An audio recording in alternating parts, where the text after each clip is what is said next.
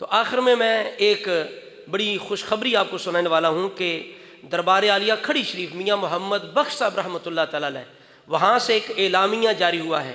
یعنی اعلامیہ کہتے ہیں اخباری اعلان جس سے لکھ کر شائع کیا جائے، وہ جاری ہوا ہے عقیدہ اہل سنت کے حوالے سے، اور جاری کرنے والے ہیں وہاں کے سجادہ نشین میاں محمد عمر بخش صاحب دامہ اقبالہ. تو یہ انہوں نے اس دور کے اندر کہ جب رافضیت ہر طرف دندناتی پھیر رہی ہے اور کسی دربار کا سجادہ نشین ہو کر عقائد اہل سنت کا ڈنکے کی چوٹ پر اظہار کرنا، یہ بہت بڑی بات ہے. یہ ان کا اعلائے کلمہ حق جو ہے، اس کو ہم دونوں ہاتھوں سے سلام عقیدت پیش کرتے ہیں. جتنی بھی ان کی تعریف کریں تھوڑی ہے، اور ان کی جرأت کو سلام پیش کرتے ہیں کہ انہوں نے یہ بہت بڑا کارنامہ سر انجام دیا کہ جس کے اثرات انشاءاللہ صدیوں تک ان کی نسلوں میں رہیں گے. پہلا دور اور تھا، لیکن اب یہ جو چیز شائع ہو چکی ہے انشاءاللہ نسلوں تک رہے گی، اور دعا ہے کہ اللہ کرے ان کی نسلوں میں اسی طریقے کو جاری و ساری فرمائے کہ جہاں سے بار بار عقائد اہل سنت کی اشاعت ہوتی رہے. تو جتنی بھی میاں صاحب کی تعریف کریں، جتنی بھی حوصلہ افزائی کریں، یہ تھوڑی ہے. ان کا بہت بڑا جرم مندانہ یہ اقدام ہے، اور اس دور کے اندر یہ کام کرنا کسی سجادہ نشین کے لیے یہ تلوار کی دھار پر چلنا ہے، تلوار کی دھار پر.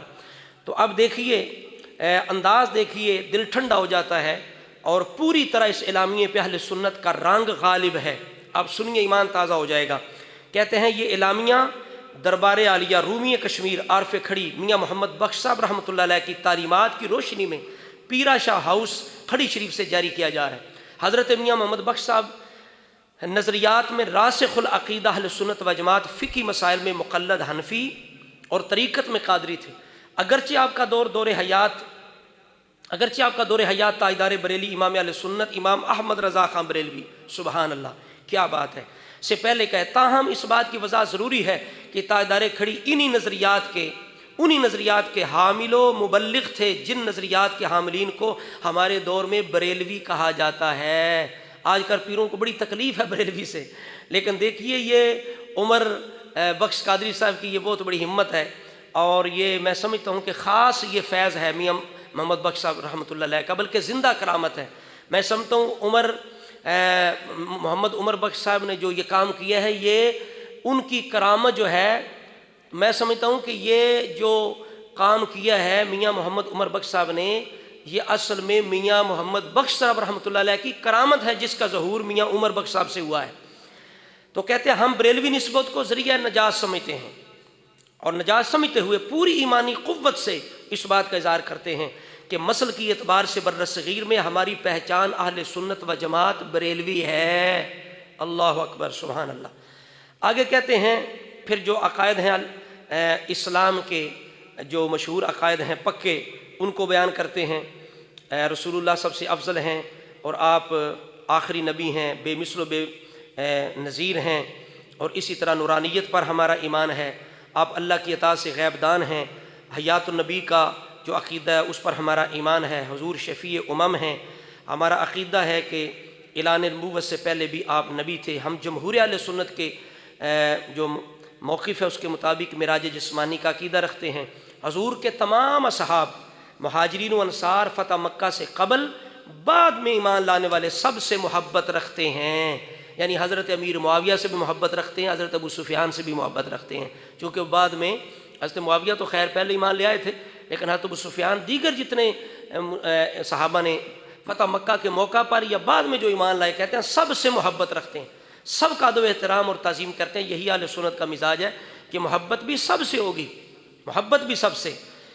اسی طرح تمام اہل بیت اطہار، مولا علی شیر خدا، خاتون جنت، حسنین کریمین، حضور کی تمام شہزادیاں، شہزادے، ازواج مطہرات، ان کی تقدیس و طہارت کے غیر متزلزل عقیدے کے ساتھ ان نفوس قدسیہ سے بے پناہ محبت ذریعہ نجات سمجھتے ہیں. آگے کہتے ہیں چار یار کی حقانیت کو بھی ہم تسلیم کرتے ہیں. ساتھ ساتھ میاں صاحب کے اشعار لکھتے جاتے ہیں. کہتے ہیں حضرت ابوبکر صدیق کو خلیفہ برحق کو راشد و اول بلا فصل مانتے ہیں. آگے کہتے ہیں انبیاء و رسول کے بعد ابو بکر صدیق کو سب سے افضل مانتے ہیں. یہ اہل سنت کی علامت ہے صرف ذکر ابو بکر عمر کرنے والا سنی نہیں ہوتا، بھولے بالے سنیوں دھوکہ کھا جاتے ہو، یہ تفضیلی ذکر ابو بکر عمر کر جاتے ہو تم دھوکہ کھا جاتے ہو۔ دیکھو جی ابو بکر صدیق کی شان میں تقریریں کرتا ہے فلانا ابو بکر صدیق کی شان میں، اس سے بندہ سنی نہیں ہوتا۔ سنی وہ ہے جو نبیوں رسولوں کے بعد ابو بکر صدیق کو افضل مانے۔